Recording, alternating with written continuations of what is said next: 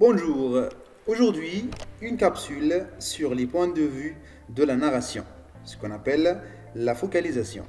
Avant de commencer, je vous invite à abonner sur ma chaîne YouTube pour recevoir l'actualité des leçons. C'est parti alors.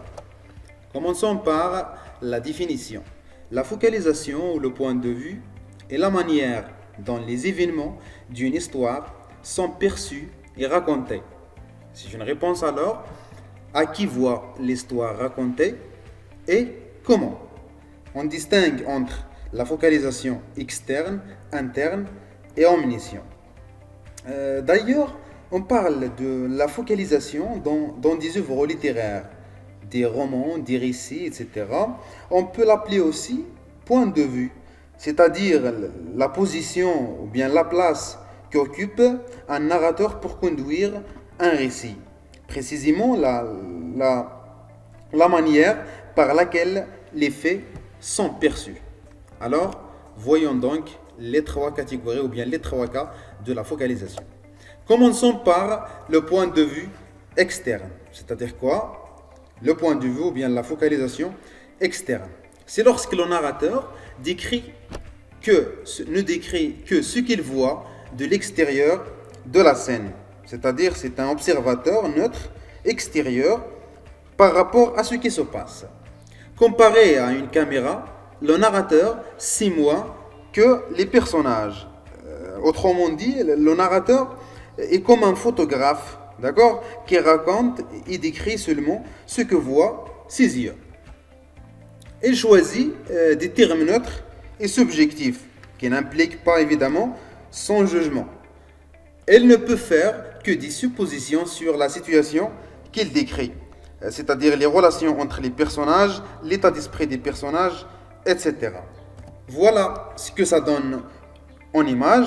La scène est racontée par un narrateur qui se trouve donc à l'extérieur. C'est bien? Parfait. Passons vers le deuxième cas, c'est-à-dire le point de vue interne. Le narrateur, vous regardez, le narrateur égale les personnages.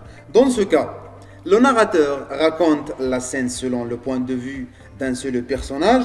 C'est à partir de lui que se font les descriptions et le récit. Il exprime donc les perceptions, les pensées et les sentiments du personnage choisi. C'est-à-dire le récit dans ce cas est subjectif, contrairement à la focalisation externe.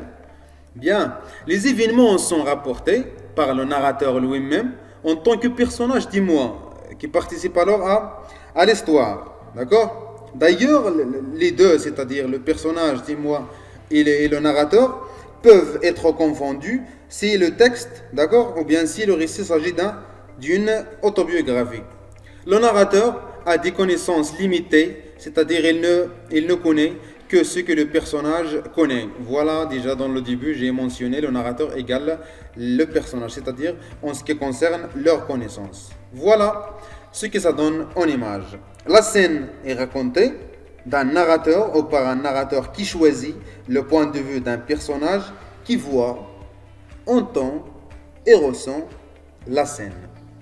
Bien, enfin, on a le point de vue ou bien la focalisation omniscient, appelé aussi zéro, c'est-à-dire on peut dire le point de vue zéro ou bien point de vue omniscient. C'est le narrateur qui sait tout, d'accord? Il voit tout, omné tout, d'accord?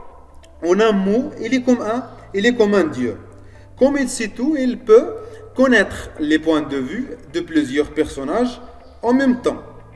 Il connaît le passé, l'avenir et les pensées secrètes des personnages, c'est-à-dire qu'il en sait plus que ses propres personnages. La narration est riche en explications et analyses et en détails sur les événements qui se produisent dans des lieux différents. Je peux aussi ajouter que, et bien mentionner que ce point de vue, c'est-à-dire omniscient, domaine, ou bien il est utilisé dans le roman réaliste. Voilà ce que ça donne en image. La scène est racontée, comme d'habitude, par un narrateur qui est comme un dieu. Mentionnez bien ça, qui est comme un dieu, qui manipule en quelque sorte et qui connaît tout, le passé, l'avenir il peut donc exprimer des jugements et des commentaires. Voilà, c'est tout pour la focalisation, ou bien pour le point de vue. À très bientôt et à la prochaine vidéo.